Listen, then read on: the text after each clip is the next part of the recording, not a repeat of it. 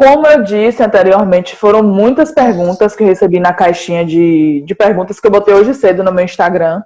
E aí, dentre essas perguntas, como a gente tem um tempo um pouco curto, eu elenquei algumas diante de um estudo que eu fiz e diante do meu dia a dia, né? Das minhas conversas com os meus amigos, com colegas de trabalho, enfim. Eu elenquei algumas perguntas que, ao meu ver, são mais, assim, recorrentes, né? São mais recorrentes no dia a dia. Então, a primeira delas, que é a pergunta que não quer calar e que todo mundo pergunta ao advogado criminalista. Na esfera criminal, realmente, gente, eu fiz uma colinha aqui no computador, viu? Bem. Na esfera criminal, o retorno financeiro realmente é mais rápido? Ave Maria, essa pergunta acho que é o advogado criminalista mais recebe, né, Bela? Sim. Eu como professora, eu como advogada, principalmente como professora, é a primeira coisa, quando eu pego os alunos, principalmente que eu pego aluno do terceiro semestre, né, iniciando ainda, eu costumo brincar que eu digo assim, vou introduzir vocês ao crime, né? Então eu já entro na sala dizendo que eu vou introduzir a galera no crime. É a primeira pergunta que me fazem. Eu quero ir para a área criminal, porque disse que a área criminal você ganha fica muito rico. mais, né? Você fica rico mais fácil, né? Gente, deixa eu dizer uma coisa. Na esfera criminal, você tem uma facilidade de ter um dinheiro mais rápido. Não é que você vai ficar rico com ele diretamente no início, porque no início de carreira todo mundo tem dificuldade. No início de carreira, inclusive, você não vai conseguir só advogar na área criminal. Você vai advogar em outras áreas também, você acaba virando um bombril, um multiuso, né? Na verdade, você acaba fazendo um pouco de tudo para poder você se virar, senão você não consegue atuar.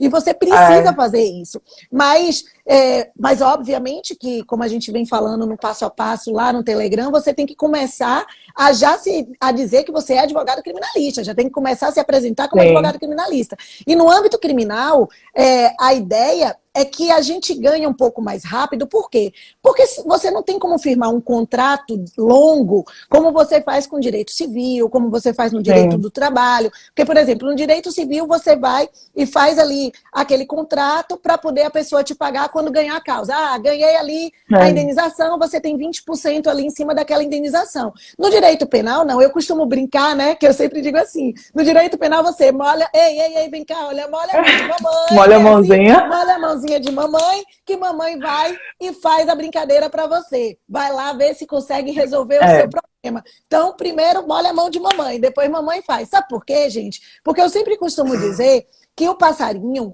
quando ele tá na gaiola, ele tá ali na sua mão, ele tá quietinho, ele nem cantar, ele canta. Mas solta o passarinho da gaiola para você ver, ele voa. Então, você não pode fazer um contrato desse para poder você fechar o contrato com o cliente, né? E para o cliente te pagar depois. Já pensou? Aí você solta o cliente, ele voa. Foi embora, acabou. E aí? Você não vai ver seu dinheiro nunca mais. Então, a facilidade que a gente tem na esfera criminal para poder ganhar um dinheiro mais rápido, não é que seja maior, até porque não cai nessa ideia de dizer que você já vai pegar, só se você tiver muita sorte, de você vai chegar e já vai receber um dinheiro assim já vai pegar uma causa de 10 mil, de 15 mil reais. Ave Maria, não é assim, que sonho! Né? Todo mundo acha que vai pegar a primeira causa e já vai ser 15 mil, 20 mil. Não é assim.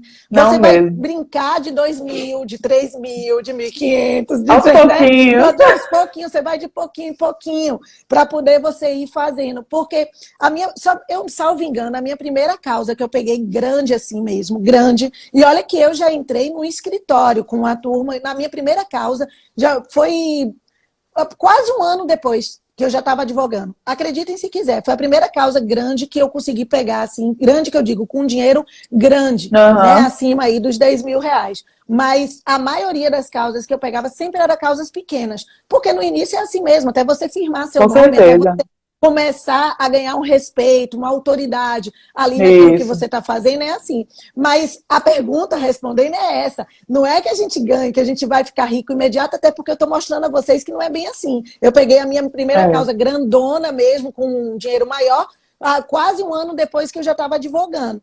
Então, né, olha o outro já querendo saber quanto foi. Né? Isso aí são para outras lives, né? A gente conversa para outras lives, dançaria. Então, é por isso, justamente gente, porque você tem que cobrar antecipado. é justamente isso. Você tem que cobrar antecipado. Na maioria das vezes, obviamente, que é análise de caso, a gente vai analisar caso a Sim, com caso. certeza. Mas é por isso que o advogado criminalista, ele é taxado como o rico da história, né? Exatamente. Você puxando esse gancho, eu me lembrei em rodas de amigos, enfim, a gente conversando. Ah, que nada, advogado criminalista junta uma grana em tempo assim, o que um advogado civilista demora anos, ou então de família, que a galera costuma fazer muita resenha assim no meio, demora anos para conseguir juntar um dinheirinho, aquela coisa. O criminalista não é assim, junta grana na maior facilidade, é rico, enfim. Mas é bom desmistificar, né, essa coisa, né, que as pessoas costumam ter, somente os jovens advogados. Com certeza, né? A gente tem que ficar. E é batalhar, é saber captar com cliente, certeza. é saber como é que você vai prospectar esse cliente, que aí é um tema até para outra live, né? Até para quem tá já me atendeu. Fazer isso aí, né? Eu vou trazer e essa live eu sei que vai bombar. Quando a gente começar a falar sobre prospecção de cliente, eu tenho certeza que a galera é um assunto em alta. É um assunto que breve a gente vai estar vindo aí, vai trazendo para vocês novos áudios. É só ir acompanhando, que aí vocês vão ter tudo na mão. E tudo de graça. Com certeza. Imagina que maravilha. Aonde que vão encontrar isso de graça? Maravilha. Não é? Uma coisa também que a gente costuma muito falar em relação às consultas, porque assim, geralmente tem o valor fixado, né, na tabela da OAB, para cada estado é um valor, e aí eu vejo muita dúvida também nesse sentido. A consulta, será que eu devo cobrar? E a questão do primeiro contato com o nosso meliantezinho, ou então com a família dele. Como é que a gente deve proceder? A gente já cobra a consulta por telefone? Como que você, que já tem aí anos na labuta e da prática, como é que você costuma agir com seus clientes? Vamos lá, vamos com duas perguntas aqui, né? Duas em uma já. Importante, duas perguntas bem interessantes. Como a gente inicia esse primeiro contato? A maioria das vezes, não só na advocacia criminal, como na advocacia em geral, como um todo, a gente sempre tem um primeiro contato, geralmente é com uma ligação, né? Geralmente é por telefone. E aí o advogado iniciante, ele, naquele desespero de querer alcançar o cliente, de querer pegar o cliente ali, de querer, né, buscar, ele vai e liga, e no telefone, na hora que o cara fala, na ânsia, ele já começa. E aí ele dá o prato cheio. No desespero, ele fala, né? Aí pergunta. Primeiro ele estufa o peito e faz. Vem cá, eu já fiz muito isso. Por isso que eu tô dizendo isso, tá? Eu tô falando porque eu já fiz isso no início da minha carreira. Foram erros do início da minha carreira e que eu quero que vocês não cometam. Né? Então, foi por isso que a gente está fazendo esse tipo de coisa. E na hora que eu atendia, meu Deus do céu, é dinheiro. Eu pensava assim, né? Vem, é cliente. Né? Então eu desesperava. E aí o que eu fiz? Eu pegava, atendia o cliente, começava, né, falando com ele. Só que aí na hora que o cliente falava, eu perguntava, como é? Aí geralmente a família do preso que falava. Aí falava assim, a família do preso, né? Ele tá preso, ele tá não sei o quê. Aí eu falava assim, qual é o crime? Aí eu perguntava. Aí eu fazia, olha, nesse caso a gente pode fazer isso, pode fazer aquilo, pode fazer... Gente, entregando tudo. Eu tava entregando de mão beijada para aquele cliente, tudo ali, na ânsia de querer mostrar que eu sabia. E não pode. Você pode mostrar que você sabe de uma forma muito mais real, mais concreta, mais certa, mais justa para você, justa para o cliente. Que é o quê? Você atender ele ali, fala com ele, vamos marcar, pronto, vamos marcar. Deixa eu ver aqui o horário do meu escritório. Se você não tiver agenda cheia, você vai ter, você finge que tem a sua agenda cheia, para poder você ganhar autoridade em relação ao seu cliente. É a lei da oferta e da demanda, né? E aí você vai lá, peraí que eu vou olhar na minha agenda, você tem um horário, eu tenho um horário amanhã às 10 horas da manhã, pode ser, vou lhe passar o endereço aqui. Se não tiver escritório, não precisa de escritório. Quando eu comecei, eu atendia em shopping, eu atendia na sala da OAB, eu atendia, né, na sala da OAB de fórum, eu marcava num café. Então, você tem diversas situações que você pode marcar para poder você se encontrar. Não necessariamente precisa ter um escritório. A gente tem aquela falsa ideia de ter um escritório. Então, o mais importante nesse primeiro passo é justamente você não entregar já de mão beijada para ele, porque muitas vezes eles colhem aquilo que você pegou e aí depois já leva para outro advogado que, infelizmente, a gente sabe que tem muitos advogados que passam na frente do outro. Meu advogado cobrou, por exemplo, tantos R$1.000. Eu vou lhe cobrar menos, eu cobro R$1.000. né? A gente sabe que tem isso. Então, você vai lá, fala com ele, e aí você já marca imediatamente. Agora, não deixe para marcar muito em cima da hora. E aí, o que que você faz? Nesse caso, aí a segunda pergunta, deveria cobrar consulta, professora? Deve-se cobrar consulta? Gente, deve sim, mas obviamente que depende de cada situação. Depende, você vai ter que analisar. Porque o cliente, ele vai no seu escritório e a consulta, ela deve ser, obviamente, cobrada. A tabela da OAB, inclusive, ela prevê a consulta lá como que você deve cobrar. Só que aí você pode falar, vixe, nesse tempo de crise eu vou acabar perdendo cliente, né? Se eu tiver que cobrar uma consulta, que é um dos maiores receios que a gente tem, principalmente no início.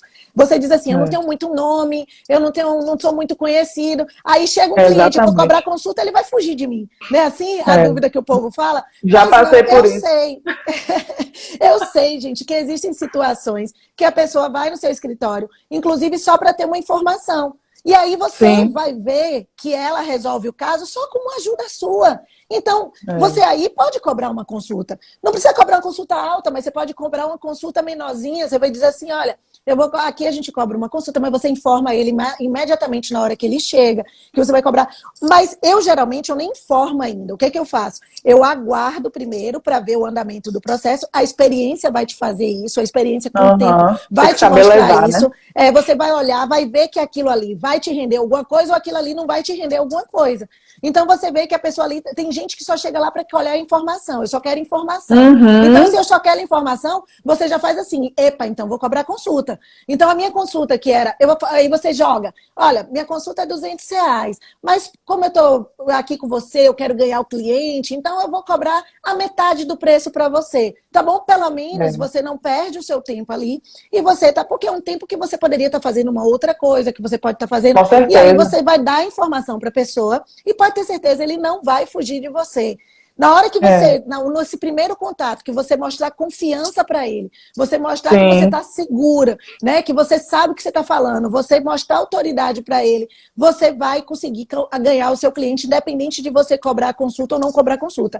Obviamente que tem outras situações em que você já viu que o processo vai andar, ou já tem um processo que já está em andamento e que ele quer que você entre, ou até mesmo pela indicação, a pessoa que te indicou. Então, olha, agora mesmo, a semana passada, uma pessoa me indicou um cliente e eu cheguei e falei, olha, como você foi indicação de fulano, eu não vou te cobrar essa primeira consulta não, tá? Então, a gente eu já vou entrar no seu processo, não se preocupe, a gente já vai fazer tudo isso, mas eu não vou te cobrar. Por quê? Porque foi uma indicação de uma pessoa correta, é uma pessoa que já estava com processo em andamento, eu já vi que ela ia ficar comigo mesmo, já estava ali, não estava perdendo meu tempo, então você pode fazer, mas você tem que analisar. Agora, que você vai cobrar a consulta, tem que cobrar, gente. Tem que cobrar. Certeza. É seu trabalho, você não estudou 5 anos ali, você você pegou várias coisas, várias situações em que você, né, Sara, você passou por muita dificuldade para chegar onde você chegou, para se tornar advogado, você tem que precificar o seu trabalho.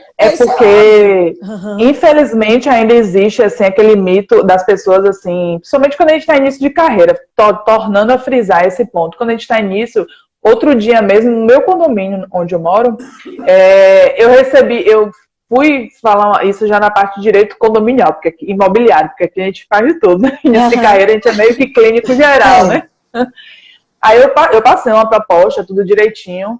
Aí o cliente olhou pra minha cara e falou assim, não, você tá iniciando a carreira, né? Então vai cobrar baratinho. Eu olhei assim e falei, meu Deus, eu não tô ouvindo isso não. Aí eu parei, respirei fundo. Aí eu falei, não, eu só analiso a minha proposta, eu passo uma proposta toda certinha pra ele. Até hoje ele não me deu retorno. Na certa, porque assim, eu cobro dentro do padrão da OAB, certinho, dentro da tabela, é o parâmetro, é isso. Não, jamais pode ser a menos, que seria até a próxima pergunta. Onde que a gente deve se basear? Que muitos jovens advogados não sabem disso, né? que você tem que tomar como base? Vamos por parte. Eu vou só concluir essa parte da consulta e eu já vou para essa pergunta aí de como você se baseia para você estipular seu primeiro honorário, né? Para você trazer o honorário. Eu só preciso que tome um cuidado com a consulta, porque a consulta é essa consulta que a gente está falando de consulta verbal no seu escritório. Porque se for para analisar um documento, se for para pesquisar, você pode cobrar um valor maior. Né? Isso é importante. Com certeza. Porque, por exemplo, já teve o cliente chega lá, vai se consultar, aí você ainda não cobrou, mas aí ele chega com uma pasta de documentos, uma pilha de documentos, quem nunca, né? Isso já aconteceu muito comigo. Aí você não tem condições de olhar ali naquele momento. Aí o cliente até já gostou de você, né? Então você pode informar ele que nesse caso você vai cobrar pela análise do material. E aí você marca, você pede para deixar, e você já vai segurar o cliente, porque o material já vai estar na sua mão, a documentação dele já vai estar na sua mão, e aí você marca para analisar aquele material ali, tá bom? Beleza, agora vamos para a segunda pergunta, que você me perguntou como é que fixaria, né? Já fazendo o gancho, Como é que eu vou tem colegas que eu confesso que eu sempre, assim, porque eu sempre costumei ler muito antes de me tornar advogada para saber aonde que eu estaria me enfiando a partir do momento que eu pegasse a carteira da OAB. Então, eu não entrei na advocacia assim, de cabeça, sem saber aonde que eu estava indo, né? Mas tem muitos colegas que não sabem que você tem que seguir a base da tabela, né? Que tem tudo direitinho. Cada estado tem a sua, né? Isso, para quem está iniciando, isso é importante. É uma informação muito importante, porque as pessoas ficam perdidas de como é que eu vou me basear, qual é o valor que eu vou dar, como é que eu vou precificar esse meu trabalho. Então, primeiro, existe a tabela da OAB, como a Sara falou, todo estado tem a sua tabela, é só você entrar na Ordem dos Advogados, ali na própria internet mesmo, e ele já vai te disponibilizar uma tabela com todos os atos que você tem. Não é que você vai cobrar o valor da tabela, mas essa tabela, ela traz para você o preço mínimo, porque você deve cobrar. É aquele exatamente que está previsto aí na tabela da OAB. Então, você não pode ficar abaixo desse mínimo, apesar de a gente ver muito colega que infelizmente cobra abaixo do mínimo. Até porque você cobrando abaixo da tabela, você pode até ser responsabilizado também pela própria OAB, né? Porque é uma questão de ética aí também. Com certeza. É uma infração ética você cobrar ali abaixo da tabela. Infelizmente, a gente vê muita gente fazendo isso. Mas o mínimo que você tem, a base que você tem, é essa tabela da OAB que você encontra na internet. Então, claro que você pode cobrar mais. Você não pode cobrar menos, mas você pode cobrar mais, a depender da complexidade da demanda, do tempo, do que você gasta no seu escritório, do tempo que você gastou para ali, do deslocamento. Você vai calcular tudo ali para poder você cobrar. Vai depender da causa. Cada causa vai ser uma forma de você poder cobrar. Você precisa se valorizar. Eu sempre digo isso. Você não pode trabalhar com preço abaixo da tabela, porque isso, inclusive, vai causar um impacto negativo para você. Porque até para a classe também, né? Se você levar essa forma de cobrar menos da tabela, você não vai mais nunca conseguir sair disso. Eu vou ser bem sincera com você. Não vai conseguir sair disso. Você tem que cobrar estipulando o preço mínimo da tabela. Porque aí você vai ganhar a fama daquele advogado que cobra barato. E aí todo mundo que for no seu escritório vai querer barato. Vai querer barato. Falam muito no direito penal é a questão do advogado de porta de cadeia, né? É aquele que cobra mais barato, que não tem tanta credibilidade, né? Você acaba perdendo sua credibilidade. Perfeito, e perde mesmo. Você não pode nem cobrar tão alto, como você também não pode nem cobrar tão baixo. Principalmente no início da carreira, você não vai cobrar um valor muito alto, você não vai chegar lá com aquele valor exorbitante, mas você vai ter que saber precificar isso aí. E eu, inclusive, nos meus cursos de prática criminal, breve a gente tem algumas surpresas para vocês. Olha, eu soltando spoiler aqui, algumas novidades para vocês, breve aí, nessa prática criminal. Eu sempre explico passo a passo, como é que você precifica isso aí? Como é que você faz? O que é que você vai calcular? Inclusive, eu tenho um trinômio que eu trago para que você possa, que eu ensino, que é uma metodologia minha, que eu deu certo comigo e tem dado certo com as pessoas que têm aprendido, para poder você saber precificar, como é que você vai estipular aquele valor de honorários ali, tá bom? E assim, falando sobre a tabela, vamos imaginar que chegue no escritório aí uma pessoa sem condições nenhuma para pagar o valor da tabela. Você olha para a cara da pessoa, você já vê que a pessoa não tem condições nenhuma. E aí, ao invés de você cobrar um preço abaixo da tabela, aí você pode pensar, é melhor você propor a ele uma advocacia pro bono. O que é uma advocacia pro bono? É você explicar, né? Ó, é uma causa complexa, seria um custo muito grande, e o escritório resolveu fazer pro bono. Isso é o quê? Pegar a causa de graça, patrocinar. Sim. Se você é melhor, gente, ó, digo para vocês, é melhor do que vocês cobrarem abaixo da tabela. Com isso certeza. faz um bem, isso vai fazer um bem pessoal, vai fazer um bem social, e eu acho melhor do que você cobrar abaixo da tabela e estar praticando ali uma infração ética e ficar mal visto, né, em relação a isso. Aviltando isso, fazendo um aviltamento aí de honorários. Isso não é legal, tá bom? Então, com certeza. E aí, aproveitando, muita gente me pergunta, inclusive foi uma das perguntas da caixinha que Sara até já tinha me falado, né, Sara, que foi uma das perguntas que o pessoal fez, que geralmente, que é um ponto importante, que é a proposta de honorários. Como é que eu posso fazer essa proposta de honorários? Você está lá no primeiro contato com o cliente, por exemplo, você está no primeiro contato com o cliente. Aí a pergunta é, você deve apresentar logo as propostas de honorários ou eu mando essa proposta posteriormente? Isso muita gente pergunta, né, para mim.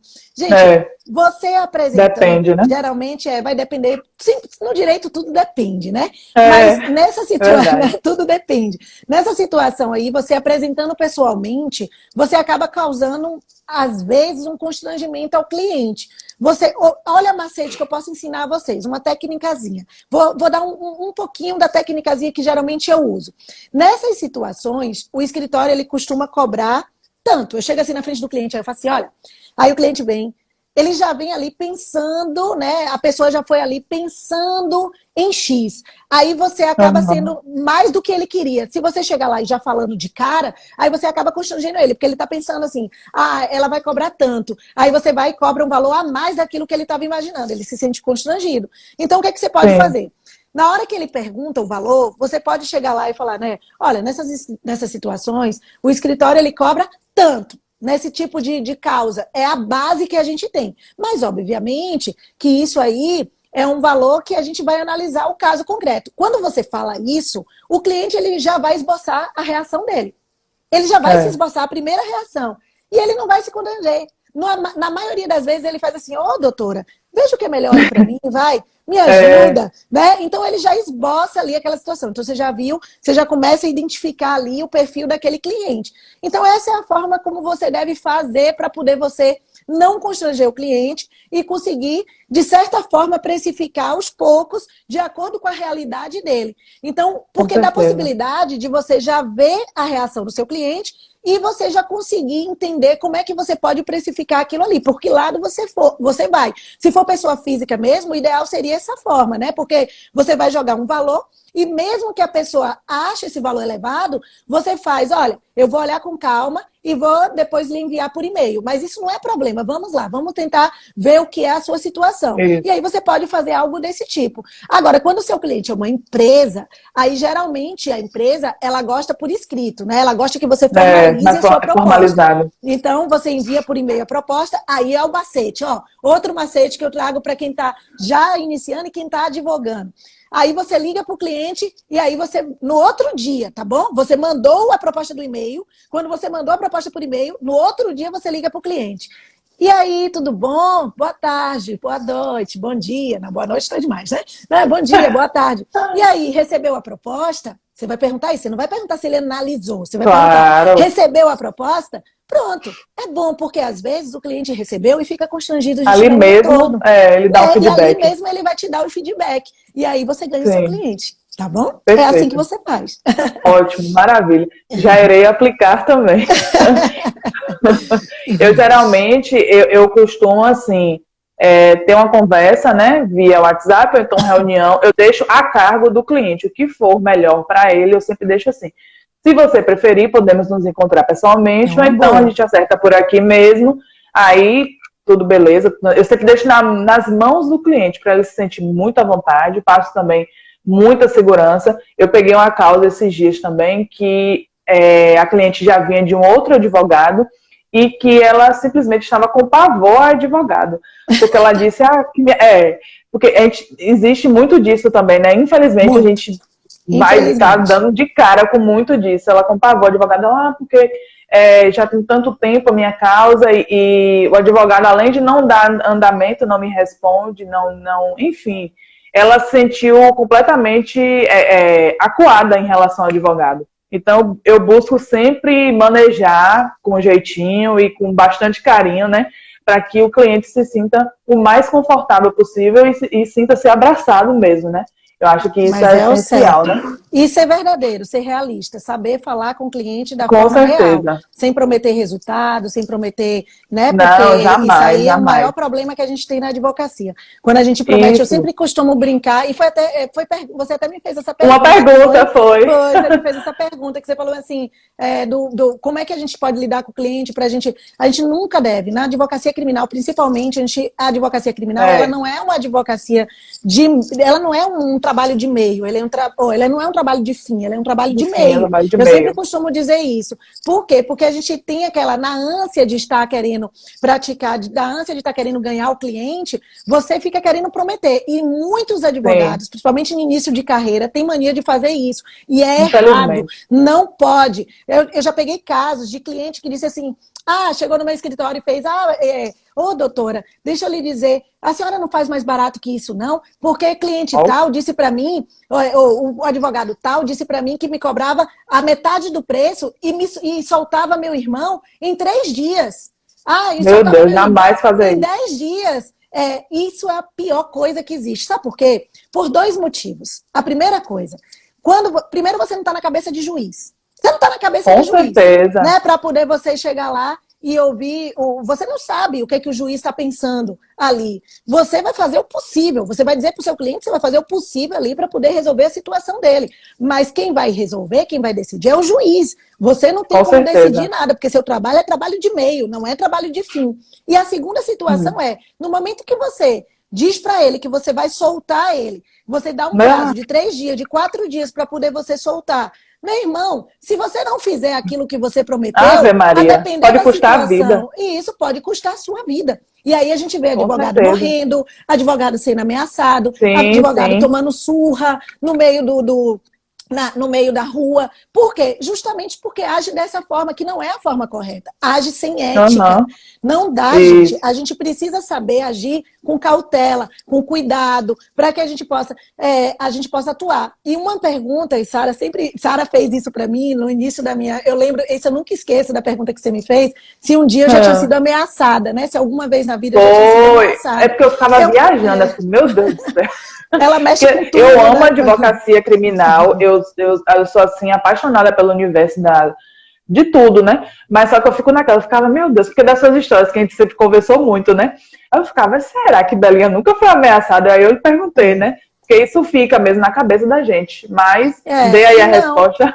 Nunca fui ameaçada. Porque sempre agiu com ética, né? Agi com ética, com tudo certinho. Meu negócio é todo certinho. Tudo no papel, tudo que eu vou fazer, o que eu não vou fazer. Tudo amarrado, tudo certo. Olha, vai ser assim, não vai ser assim, vai ser assado. E eu digo para o meu cliente, e eu sempre faço questão de dizer a ele, eu vou dar o possível e impossível. E quando ele diz, tem um advogado que diz que vai soltar em 5 dias, e eu faço, então vá para ele, veja, se ele não conseguir soltar em 5 dias, você volta para mim, que aí eu vou tentar fazer o possível para fazer o melhor para ele. Eu não vou te prometer, eu não vou dizer a você que eu vou soltar ele em 5 dias, porque eu não sei se o juiz vai entender dessa forma. Não é meu trabalho, eu vou fazer, o que eu posso lhe dizer, eu vou fazer o possível para poder soltar ou para poder fazer o melhor para o seu cliente, para o meu cliente, para ele. Mas eu não vou poder dizer para você prometer resultado nenhum. E muita gente promete e acaba se ferrando com isso. Dá mal, com certeza. Inclusive, puxando esse gancho aí do que você falou, nossa conversa está toda linkada. Puxando esse gancho, que você disse que costuma deixar tudo amarradinho, né? Que é fundamental, acho que em todas as áreas do direito. Aí tem uma pergunta nesse sentido, que fala assim, referente ao contrato de honorários, existe alguma diferença entre o contrato da seara criminal com as demais searas? Porque em todas as searas a gente tem que fazer, né? Tanto a procuração quanto o contrato de honorários, com as cláusulas bem especificadas, só que a dúvida é justamente essa. No direito penal, por se tratar de situações mais assim, como é que eu posso dizer, mais complicadas, digamos assim, existe essa necessidade de fazer o contrato de forma diferente? Quais são Quais seriam suas dicas em relação a isso? Então, contrato, eu nunca costumo chamar de contratos de honorários, né? Eu sempre brinco que eu chamo de contrato de prestação de serviço. Porque é um contrato de prestação de serviço, né? Então, fazer esse contrato de prestação de serviço, obviamente, primeiro por escrito, né? A gente já era o tempo que a gente fazia qualquer contrato que a gente firmava verbalmente. Mas, prof, vem cá, eu sempre costumo dizer, na área criminal, se você já, no contrato, você já tem que esmiuçar, já tem que fazer tudo específico na outra área, imagine na área criminal. Na área criminal, você tem que fazer o triplo do que você faz de uma outra área. Exatamente. Você vai ter que, no contrato, você tem que deixar perfeitamente estipulado o que vai ser feito, como vai ser feito, até quando vai ser feito. Vai ser por um ato só? Você vai estar me contratando para quê? Só para poder atuar aqui nessa prisão? Ou você está me contratando até a sentença? Ou você está me contratando até a execução? Como é que a gente está fazendo? Isso tem que estar escrito, isso tem que estar descrito no contrato. Ele tem que estar lá dizendo, até a execução, olha, até a sentença. Você tem que botar tudo definido. Aí tem que botar em que está específico no contrato, até onde, né? Aquele preço cobre a atividade prestada pelo profissional, até onde você vai atuar. Então, se você não vai atuar, e ali, num caso, na esfera toda, não vai acompanhar, não vai estar ali sendo, levando, você vai dizer, vai deixar bem claro, e no contrato tem que estar estipulado, que você só vai para um acompanhamento numa audiência de custódia. Eu só vou lá para uma audiência de custódia. Depois da audiência de custódia, a gente conversa de novo, para poder ver se você quer que eu continue no processo. É assim que funciona, você precisa. Então, você tem que colocar, além disso, você vai ter que estipular o tempo que você vai fazer. Você tem que colocar específico no contrato a forma de pagamento, isso é muito importante. Seria outra pergunta. E aí, a forma de pagamento, seria outra pergunta, né? Então, a forma de pagamento, você pode pagar, geralmente, você pode pagar com dinheiro, você pode pagar com boleto. Cartão, boleto. No caso de empresa, né? Boleto só se tiver CNPJ, no caso. Né? Com cartão, hoje, né, o advogado ele pode usar o cartão de crédito, pode parcelar os honorários no cartão do crédito. E eu até indico melhor, se o cliente ele não tem um cartão, então vamos lá, vamos tentar fazer, no mínimo, amarrar, quando você tem né? ali o cliente que você tem que amarrar, você cobra pelo menos 30% da causa. Pelo menos isso no início você precisa ter, já que se você não conseguir cobrar inteiro, né? Então, eu sempre digo isso. Então, você tem que especificar como é que vai ser a forma de pagamento. A data, com data. Se for, hoje, você já pode botar lá, data de início, data de pagamento, data de cada parcela, se foi parcelado. Então, tudo isso deve estar expressamente no contrato. Você também tem que mostrar tudo de forma clara, né? Coloque multa em caso de não pagamento, né? Correção, juros ali, correção monetária, em caso de não pagamento. Tem que colocar também ainda as despesas que o cliente vai ter que pagar. Por exemplo, custas do processo. Porque se tiver uma ação penal privada, também, né? Uma ação penal privada tem custas. Então, quem paga não é você, é o cliente. Então, você tem que botar isso especificado. Deslocamentos, viagens. Se for um processo fora, você vai para uma viagem, tudo isso precisa estar lá no contrato, porque não é você que vai pagar isso, lembre-se disso, é o cliente. Então, eu já deixo isso tudo definido e já explico tudo isso ao cliente, tá bom? Para poder deixar lá tudo amarradinho. Isso, é muito importante, né, que saia tudo... eu sou extremamente detalhista também nesse sentido. Sarinha, eu gosto de deixar tudo mastigadinho. Eu acho que o nosso horário tá dando, viu, Sarinha? É sério? Tá dando, já? sério. Meu Deus! Falta 5 minutinhos pra gente fechar aqui, por causa da live. Meu né? Deus! Deixa gravado. A gente vai deixar gravada a live, né? Quer fazer uma última pergunta? A última das últimas? Pode ser. Vai lá. Deixa eu ver aqui. Só um momentinho. Pra gente poder fechar outras lives, a gente vai trazendo outras deixas aí. Vamos lá. Vamos fazer uma a respeito de renúncia. Eu recebi a pergunta de um aluno. Ele colocou assim: caso queira renunciar à causa, como devo me portar? Principalmente nos casos em que já recebi no todo ou em parte o pagamento acordado com o cliente. Gente, isso é uma pergunta boa. Isso é uma pergunta boa, né? Porque a área criminal, ele traz, né? Na área criminal, ou todas as áreas, né? Você pode renunciar, o advogado pode renunciar a qualquer tempo, a hora que ele quiser. E ele tem que ser o mais sincero possível, justificando. Então, inclusive, isso está previsto no próprio Código de Processo Civil, lá, salvo engano, eu acho que é artigo 112 do Código de Processo Civil. E no 13 do Código de Ética. Também Também, no 13 do Código de Ética. E aí, no artigo 13 aí, pronto, já me ajudou. Você que é nossa prof de ética 100% aí, sucesso, né? Professora de ética, novidade, monstro aí, novidade. né? E aí, artigo 112 e artigo 13 do Código de Ética, 112 do Código de Processo Civil, ele diz que você pode renunciar a qualquer tempo, né? E agora só tem que lembrar que durante esse tempo que você renunciou, na hora que você renuncia, você tem que deixar...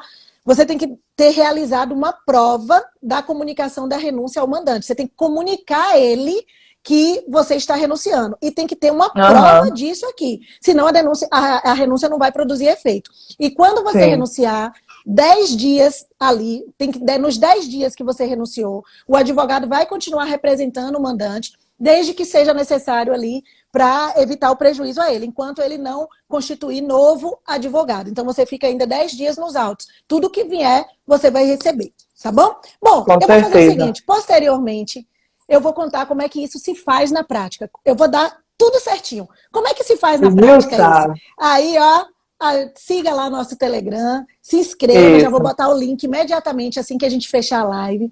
Se inscreva no meu canal do YouTube, o link já vai estar aí para vocês. Se inscreva lá, segue o professor Cristiano Lopes, ou Cristiano Lázaro. Cristiano Lázaro, quase saía. Cristiano Lázaro, a nossa fera do direito penal, tá? Siga ele, siga a Sarinha também, Sara tá aí. Qualquer dúvida. Espero que vocês tenham gostado, espero que a gente tenha ajudado, né? E qualquer dúvida, vai aqui no meu Instagram, fala comigo, eu teria o maior prazer. E vai continuando lá no Telegram, que muitas lives dessa vão vir aí pra gente, tá bom? Isso. E, gente, gostaria só de deixar registrado aqui para vocês. É porque tem nos 49 e 43, é até 1 hora, né? Só temos 49 minutos? Ó, você tá 49 minutos. Estou acompanhando aqui. Então ótimo, então dá tempo ainda, pode fechar.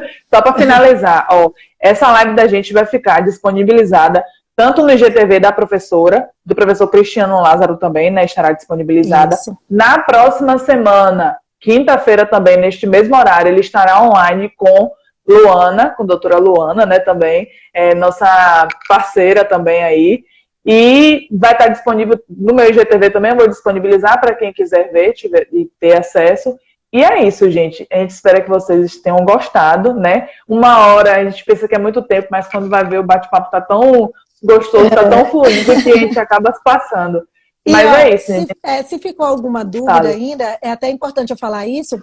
Lá no Telegram, eu vou ter um tópico, a gente vai ter um tópico, eu e o Cristiano, em que a gente vai falar sobre essa cobrança de honorários. No decorrer, a gente vai ter esses tópicos ainda para a gente falar. Então, vão acompanhando que vocês não perdem nada. A gente vai estar sempre trazendo isso para vocês. E vamos ter outras lives, vamos ter outras novidades. Sempre a gente vai estar aparecendo com surpresas para vocês. Tá bom? Isso, então não muito deixa conteúdo de seguir. Aí. E como é de costume, você sabe, Sarinha, que eu nunca termino com uma mensagem, sem terminar com uma mensagem de força, né? Já é minha cara. Eu não tenho como não terminar uma live se eu não fizer uma mensagem de força, uma mensagem de fé, uma mensagem de coragem.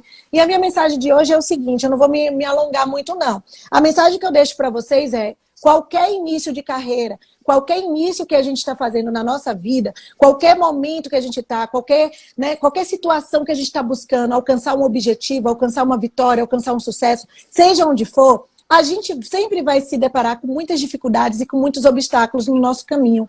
E esses obstáculos a gente pode superar. A gente tem como superar, mas se a gente acreditar, em primeiro lugar, na gente, a gente tem que acreditar. Em primeiro lugar, você tem que acreditar que você pode, que você consegue, que você tem ali, que mesmo que você... Porque se você não acreditar em você, quem é que vai acreditar? Você precisa acreditar no seu potencial, acreditar que você pode conseguir dar as caras, enfrentar o medo sem receio e partir mesmo para o ataque. E quando eu digo partir para o ataque, é você partir para o ataque para que você consiga alcançar isso sem precisar passar por cima de ninguém, com humildade, com tranquilidade, você conseguir passar, você conseguir ultrapassar esses obstáculos, ultrapassando os obstáculos dentro de você mesmo. O que você está sentindo, né? Sem precisar derrubar ninguém, sem precisar apagar a luz de ninguém, porque o sol brilha para todo mundo. Então, cada um tem o seu espaço, e cada um tem o seu espaço, seu momento certo de brilhar. E acreditar, acima de tudo, não importa se você tem, qual seja o seu Deus, qual seja a sua religião, acima de tudo, acreditar que você tem alguém que te rege, que está ali naquele momento e que está guiando os seus passos, está segurando na sua mão. E isso só depende de você. Então, acredite que o momento certo vai chegar a tua vitória. O importante é você não desistir. E uma das frases que eu uso na minha vida, né? Eu tenho vários jargões, no decorrer vocês vão conhecer meus jargões, e uma das frases que eu uso na minha vida é: o vencedor é aquele que não desiste nunca. Você bate, bate até conseguir, né? Até conseguir alcançar aquilo. E a frase que eu sempre fecho minhas aulas, que eu sempre fecho minhas lives, e não é diferente, que o suprassumo do direito já botou já botou. Eu quero, eu posso, eu consigo. Eu posso, eu toda consigo. vez que eu vou fechar uma live, toda vez que eu converso com alguém, eu sempre uso essa frase. É uma frase que rege a minha vida. Tudo que a gente quer na vida, a gente consegue, mas só depende de nós mesmos. E acreditar que você quer, que você pode e que você consegue. Com certeza. Então, eu vou terminar, né, Sarinha, como é de costume, terminar nossa live, não seria diferente aqui, batendo no peito e gritando bem alto. Vocês daí, eu e Sarinha daqui, batendo no peito bem forte e dizendo: eu quero, eu posso, eu consigo. E vou dizer uma coisa para vocês. Todo dia de manhã, todo dia de noite, quando você acordar e quando você for dormir, se olhe no espelho, bata no peito, mentalize aquilo que você quer muito e bote: eu quero, eu posso, eu consigo. Isso vai te dar uma força incrível. E a energia que você vai puxar, você vai ver que você vai conseguir alcançar muitas vitórias. Então, vamos lá? Vou contar, hein? Vamos lá, vamos lá. 1, 2, 3. Eu quero. Eu quero, eu posso. Eu posso, eu consigo. E eu consigo. Beijo no coração. Tchau, beijo, tchau, Sarinha. gente. Beijo, até a próxima. Até a próxima. Tchau. Tchau, tchau.